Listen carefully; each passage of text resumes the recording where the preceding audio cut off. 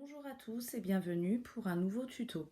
Donc un tuto assez spécial qui est sur le thème de l'octobre rose. Donc voilà, beaucoup de femmes sont concernées par ce cancer du sein et ça me tenait à cœur de réaliser un tuto en l'honneur de ces femmes. Voilà, car évidemment, malheureusement, un membre de ma famille est aussi touché par cette maladie. Voilà, donc ça me tenait vraiment à cœur de pouvoir faire ce tuto. Donc un châle cocooning, vraiment très facile à faire. C'est une répétition de mailles serrées et puis de mailles en l'air. Voilà, donc un joli tuto à franges, spécial pour l'occasion, spécial pour le mois d'octobre. Voilà, donc c'est parti. À vos crochets. Pour la réalisation de mon châle spécial octobre rose, je vais utiliser donc ces pelotes de laine 100% acrylique de Ruby. Donc en fait, c'est une marque d'Istrifil. Vous pouvez la trouver dans des gros paquets de 10 pelotes vendus à... Moi, je l'ai payé 8,99 €. Bon, sinon, c'est en moyenne entre 8,99 €, 10 €. Voilà. Bon, honnêtement, c'est une laine qui est très facile à tricoter, qui est soyeuse. Moi, j'ai rien à redire avec cette laine. Elle est peut-être pas chère, mais des fois, il n'y a pas besoin que ce soit cher pour avoir de la bonne qualité. Donc voilà. Donc ici, pour le châle, je vais utiliser peut-être 6 pelotes de 50 grammes environ. Et mon fameux crochet numéro 5. Voilà. Donc c'est parti. Pour commencer mon châle, donc je vais d'abord faire un nœud suivi d'une maille. Donc pour faire le nœud, j'enroule le fil entre mes doigts et je le fais passer à l'intérieur. Et je relâche. Donc ma boucle elle est formée. Je peux y passer, hop, mon crochet. Donc j'ai préféré prendre un crochet en 5 mm. Bon, sur l'étiquette, ça dit donc 3, 3,5, 4. Mais en 5, en fait, le châle sera plus élastique, plus léger. Donc moi, je trouve que c'est mieux. Vu que le châle est une succession de répétitions de mailles serrées et de mailles en l'air, les mailles serrées ont tendance à être trop compactes. Alors, donc, commençons. Je vais faire 2 mailles en l'air. Donc, pour le premier rang, je pique mon crochet donc dans la première maille en l'air que je viens de faire. Je passe mon fil et je fais une maille serrée. Donc, je tourne pour faire mon deuxième rang, 2 mailles en l'air et je vais venir piquer mon crochet donc dans la première maille en l'air du deuxième rang pour faire une maille serrée. Je fais une maille en l'air et je vais venir faire une maille serrée donc juste là. Donc on voit une petite boucle qui se forme et je pique juste en dessous.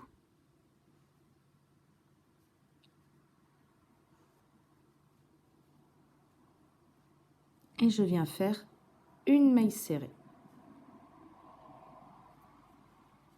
Je tourne, je fais 2 mailles en l'air. Et je fais une maille serrée dans la première maille en l'air. Voilà. Une maille en l'air, donc pour faire un espace. Là, je viens faire une maille serrée, donc dans l'espace qui a été créé par la maille serrée du deuxième rang. Voilà. Une maille en l'air et une maille serrée, donc à la fin, donc dans la maille serrée qui est juste qui est la dernière maille serrée du deuxième rang.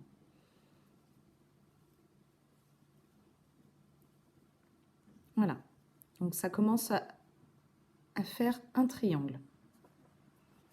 À nouveau, je tourne, 2 mailles en l'air pour commencer le rang et une maille serrée dans la première maille en l'air. Et à nouveau, une maille en l'air, une maille serrée dans l'espace, une maille en l'air, une maille serrée dans l'espace, une maille en l'air et une maille serrée dans la dernière maille du rang d'avant. Voilà. Je tourne et je recommence. 2 mailles en l'air, une maille serrée dans la première maille en l'air, ainsi de suite, une maille en l'air, une maille serrée dans l'espace, une maille en l'air, une maille serrée dans l'espace, une maille en l'air, une maille serrée dans l'espace, une maille en l'air et une maille serrée dans la dernière maille serrée de notre rang précédent. Voilà. Donc voilà, c'est une succession de mailles serrées et de mailles en l'air. Alors, les rangs se commencent toujours de la même façon et se terminent toujours de la même façon. Donc, ils se commencent toujours par 2 mailles en l'air, suivies d'une maille serrée dans la première maille en l'air. Et donc, ainsi de suite. À chaque fois que vous faites une maille serrée, à chaque fois, vous avez une maille en l'air pour faire un espace.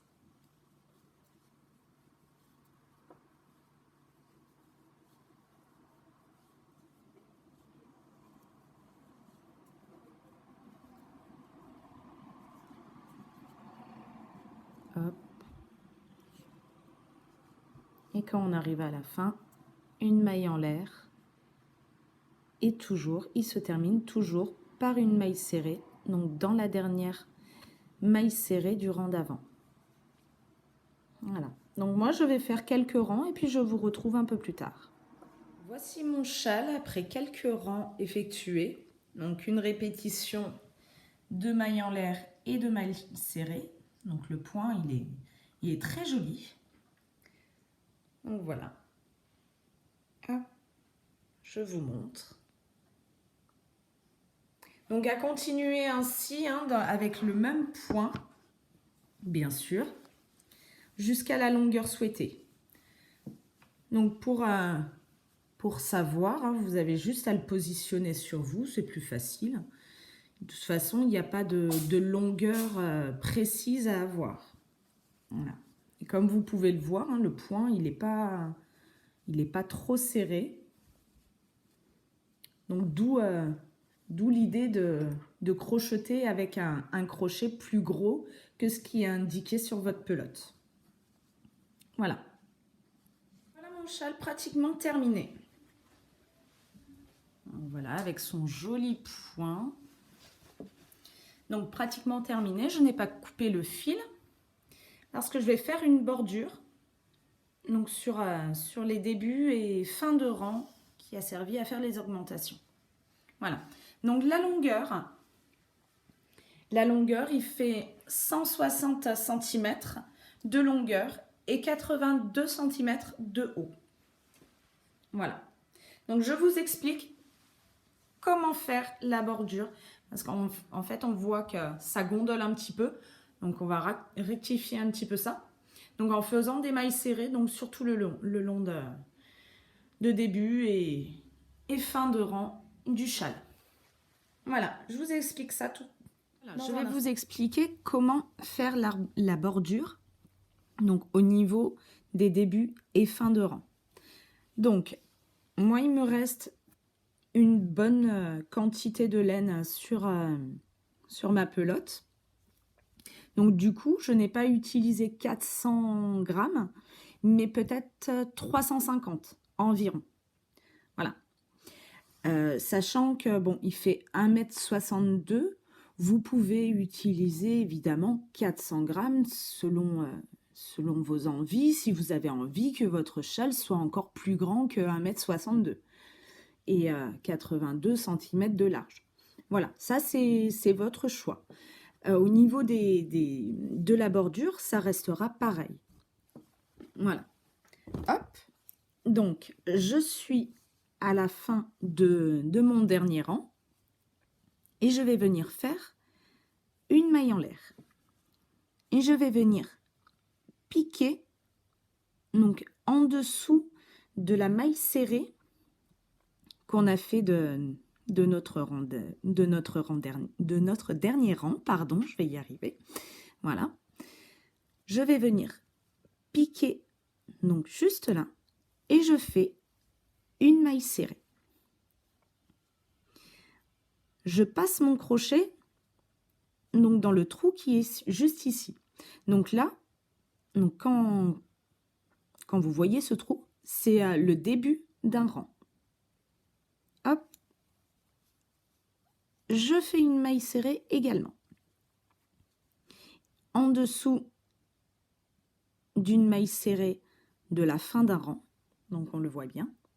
Là, c'est la fin d'un rang. Je fais une maille serrée. Dans les plus gros trous, une maille serrée. Ainsi de suite.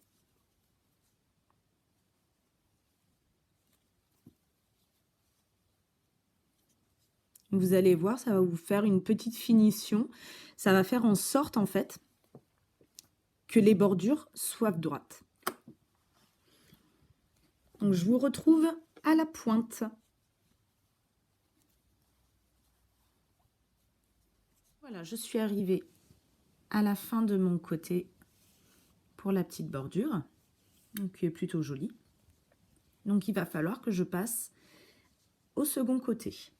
Donc, comme c'est un châle en aller-retour, voilà, les côtés ne sont pas pareils. Donc, on devine les débuts de rang grâce aux gros trous qui ont été formés. Le truc, c'est qu'on ne voit pas très bien les fins de rang. Donc, pour cela, je vous invite à de temps en temps retourner votre côté et identifier donc en fait. Là, vous avez un gros trou, ce qui signifie le début d'un rang. Et juste ici, vous avez votre maille de fin de rang. Voilà. Alors, pour la pointe,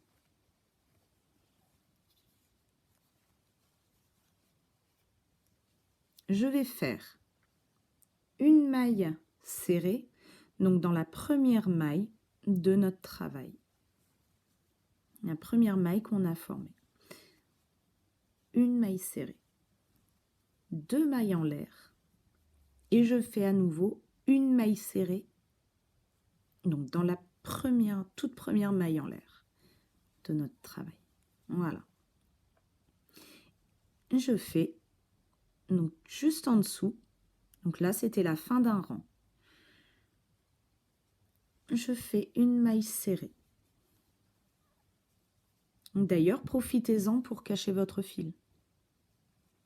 Et je passe tout de suite au gros trou qui est ici, donc qui est un début de rang. Hop, là j'en vois un petit, donc c'est une fin de rang. Et je fais ma maille serrée. À nouveau, un gros trou, début de rang, et un petit fin de rang, une maille serrée. Donc de temps en temps, n'hésitez pas à vérifier, mais normalement hein, ça tombe bon. Donc moi ma maille serrée, elle est bien au bon endroit. Donc juste ici.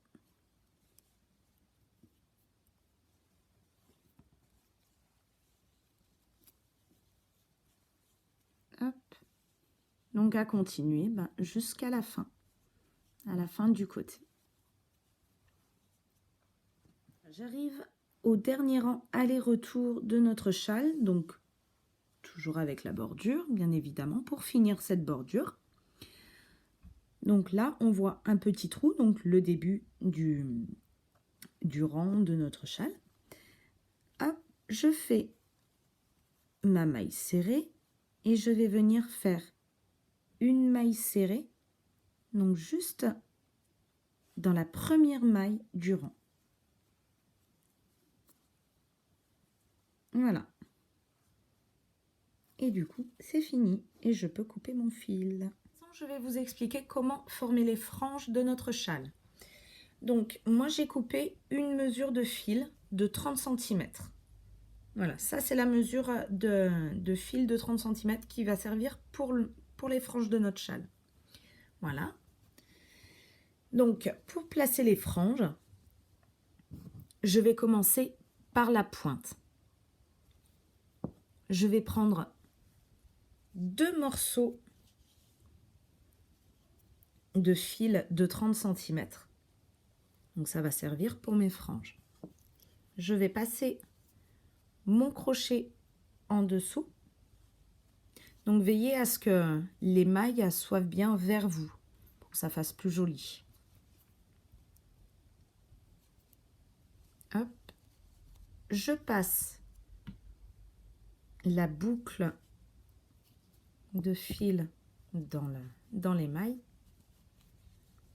et je tire. Voilà, donc j'ai fait ma première frange en fait dans les 2 mailles en l'air qu'on a formées pour faire la pointe au niveau de la bordure. Voilà, donc là je vais continuer à mettre des franges. Donc je vais mettre mes franges une maille sur 2. Donc là je n'en mets pas et là je vais en mettre. Hop. Petite astuce, hein, gardez bien votre mesure de fil. Donc quand vous coupez votre fil, faites bien un nombre impair. Donc à chaque fois pour les franges, c'est 2 brins de fil que je plie en 2. Hop. Donc là, une maille que je laisse et là je pique par l'arrière et je fais ma frange. Et je tire pour l'emplacer. Et je fais du coup la même chose de l'autre côté pour que ce soit bien uniforme. À nouveau avec 2 fils.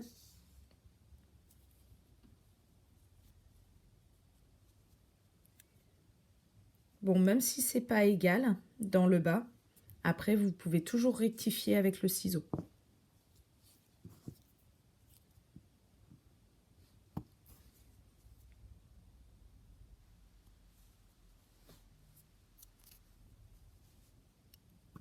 Donc c'est c'est une partie qui est assez longue hein, quand même. Voilà. Donc voilà le début. Donc j'en fais quelques-unes et puis on se retrouve juste à résultat après quelques franges implantées.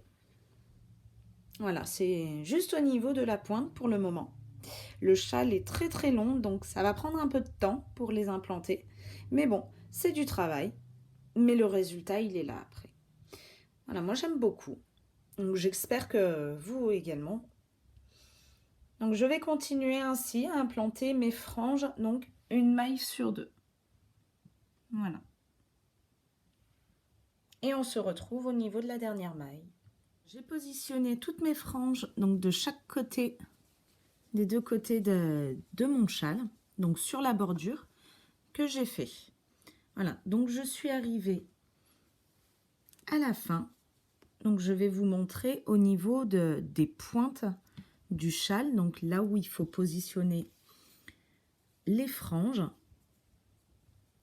Donc j'ai à nouveau mes 2 bouts de fil que je mets en 2. Donc ce côté, donc là où vous avez un fil, soit vous l'avez rentré, vous avez bien fait, ne vous inquiétez pas. Soit vous pouvez aussi également le laisser comme ça. Donc moi ce que je fais, hop, je pique dans la maille qui reste. Donc j'ai bien une maille entre les deux franges. Et je fais ma frange également. Voilà. Et je vais venir en même temps prendre mon bout de laine, comme ça il est coincé dans la frange. Voilà, et puis ça se voit pas trop. Et je vais couper pour que ce soit un peu égal.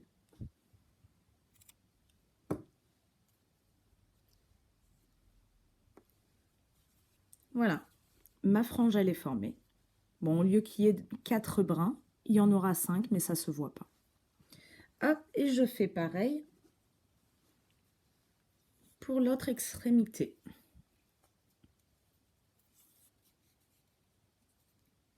Voilà, je plie en deux mes 2 brins.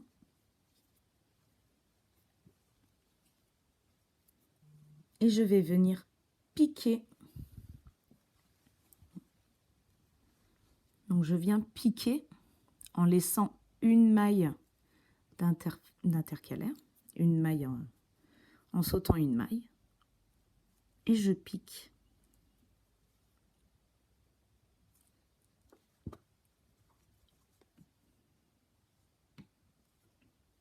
Hop. Donc si ça veut bien. Voilà. Et je viens passer mes 2 morceaux de fil pour faire ma frange. Voilà, tout simplement. Et maintenant, mon châle est terminé. Mon châle cocooning spécial Octobre Rose est à présent terminé. J'espère que ce tuto vous aura plu et que vous prendrez autant de plaisir que moi de le faire.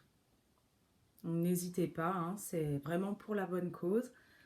C'est pour toutes ces personnes, toutes ces femmes qui chopent cette maladie, malheureusement. Voilà. Donc n'hésitez pas à me suivre sur ma page Facebook Les Tutos Tricot d'Ange. Il sera également posté dessus. Voilà, à bientôt!